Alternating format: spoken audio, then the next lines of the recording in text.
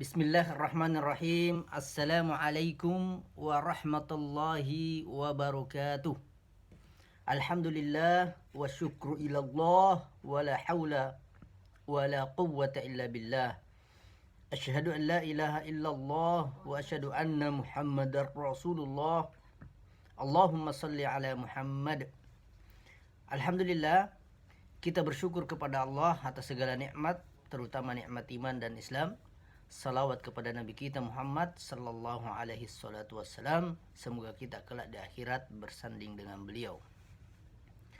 Para orang tua siswa yang saya hormati, anandaku sekalian, siswa-siswi SD Islam Integral Luqman Al-Hakim yang Ustadz banggakan, Ustadz cintai. Pada kesempatan ini ada beberapa hal yang ingin Ustadz sampaikan. Yang pertama, kepada orang tua kami ucapkan jazakumullah khairal jaza atas waktu, kesempatan, pemikiran dan lain sebagainya. Kami sangat mengapresiasi upaya usaha para orang tua mendampingi anak-anak di rumah, yang sesungguhnya anak-anak ini kembali belajar di Madrasatul Ula, atau dia kembali belajar di sekolah pertamanya. Dan semoga perjuangan Bapak Ibu sekalian itu bernilai ibadah di sisi Allah Subhanahu wa taala. Kami mewakili keluarga besar, terutama para guru, sangat mengapresiasi apa yang sudah Bapak Ibu lakukan. Memang sangat berat, memang luar biasa melelahkan, tapi insya Allah itu sangat bernilai dan sangat bermanfaat buat ananda kita semua untuk kelanjutan kehidupannya kelak. Yang kedua, kami juga ucapkan jazakumullah khairal jaza mewakili yayasan terkait dengan kewajiban Bapak Ibu sekalian yang sudah tertunaikan. Dan untuk yang belum sempat, semoga Allah Subhanahu wa taala memudahkan untuk segera menyegerakan untuk menunaikan kewajiban. Kepada anak-anakku sekalian yang saya cintai, yang saya banggakan, Ustadz pesan tetap belajar, tetap semangat. Kalau ada tugas dari guru dikerjakan, dan tetap mendengarkan arahan daripada orang tua kalian semua, daripada orang tua ananda sekalian. Selain belajar, juga tetap menjaga kesehatan, terutama ibadah. Ya, jangan tinggalkan sholat 5 waktu. Pada kesempatan ini juga Bapak Ibu sekalian dan anandaku sekalian, karena ini momen dalam rangka menyambut Ramadan juga, saya ingin menyampaikan sebuah hikmah, sebuah ibrah, sebuah pelajaran terkait dengan puasa. Seperti yang sering kita dengar dari hadis Nabi Muhammad sallallahu alaihi wasallam, kam min shaimin laisa lahu min siyamihi illa al-'atash wal ju'. Bahwa berapa banyak orang yang dia itu berpuasa tapi kemudian dia tidak mendapatkan apa-apa dari puasanya selain hanya mendapatkan rasa lapar dan rasa haus. Nah, inilah yang kita khawatirkan. Jangan sampai ini terjadi pada kita. Ya, ini terjadi pada kita, terutama juga kepada anandaku sekalian. Ada dua contoh.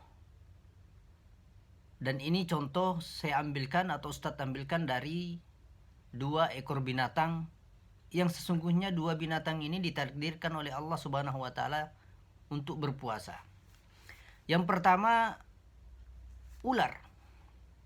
Ular pastinya kita tahu semua, dia adalah makhluk yang sangat berbahaya, apalagi yang kemudian yang memiliki bisa.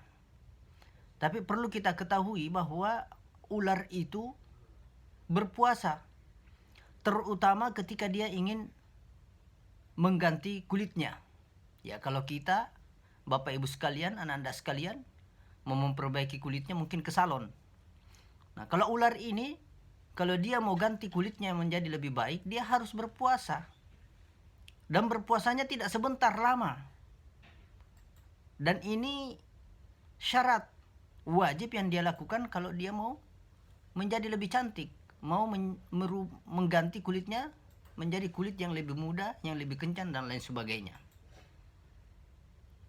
Nah, ketika dia sudah melakukan puasa, sang ular ini pada akhirnya akan berganti kulit. Kulitnya menjadi lebih muda lagi.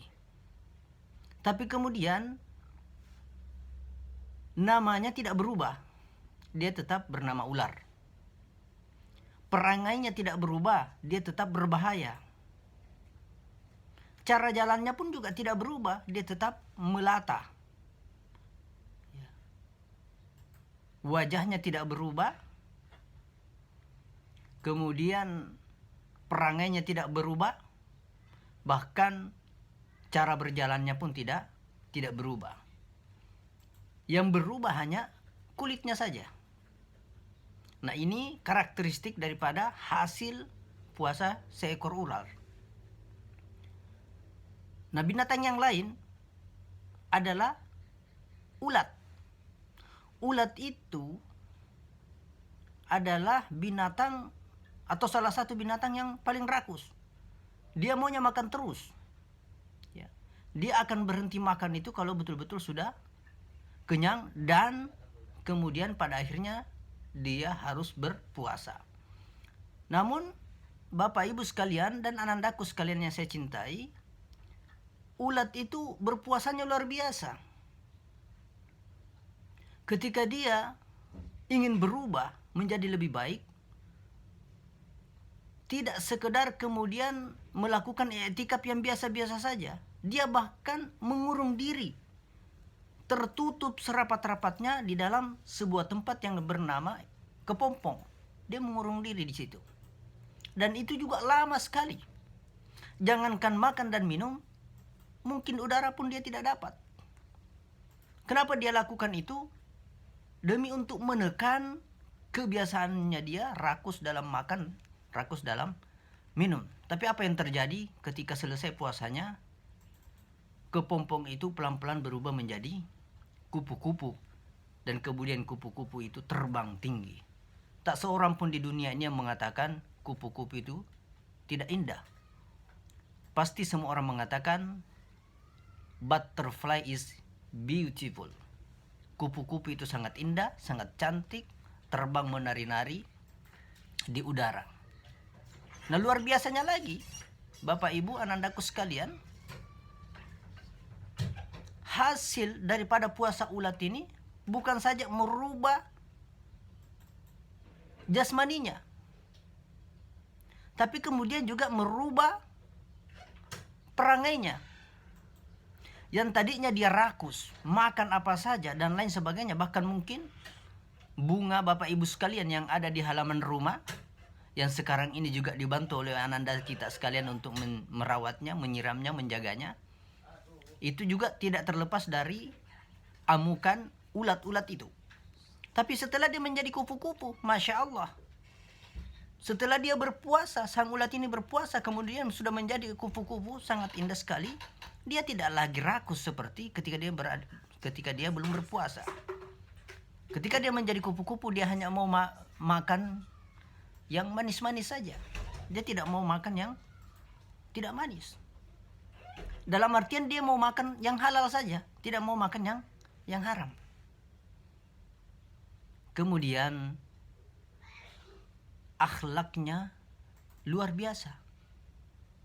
Bukan saja dia mencari makan untuk dirinya sendiri, tapi juga dia bisa menghidupkan yang lain dengan melakukan yang namanya serbuk bunga itu. Dan insya Allah ananda sekalian mudah-mudahan sudah mempelajarinya. Nah, itulah proses puasa seekor kupu-kupu, luar biasa. Nah, harapan kita Bapak Ibu sekalian dan anandaku sekalian, puasa kita ini ya seperti kupu-kupu itu. Ya, puasa kita ini seperti apa yang dilakukan oleh ulat itu. Jangan sampai kemudian kita ini berpuasa sebulan penuh tapi kemudian tidak mendapatkan apa-apa kecuali lapar dan dahaga.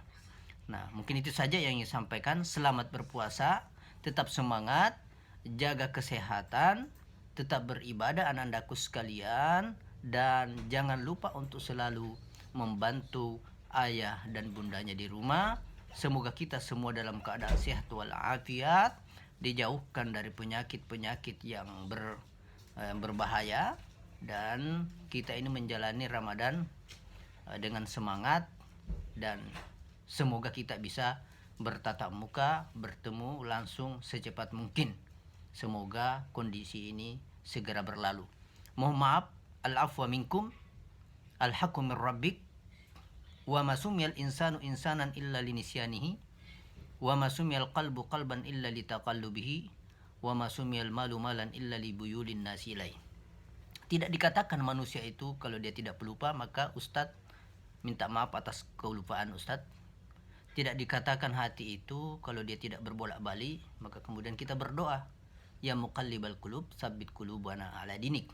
Dan tidak dikatakan itu harta sebagai harta kalau kemudian manusia tidak tertarik kepadanya, maka kita berharap, berdoa kepada Allah Subhanahu wa taala agar harta itu hanya berada di genggaman kita, tidak masuk di dalam jiwa-jiwa kita. Al-haqqu min rabbik fala takunanna minal mumtarin. Wassalamualaikum warahmatullahi wabarakatuh.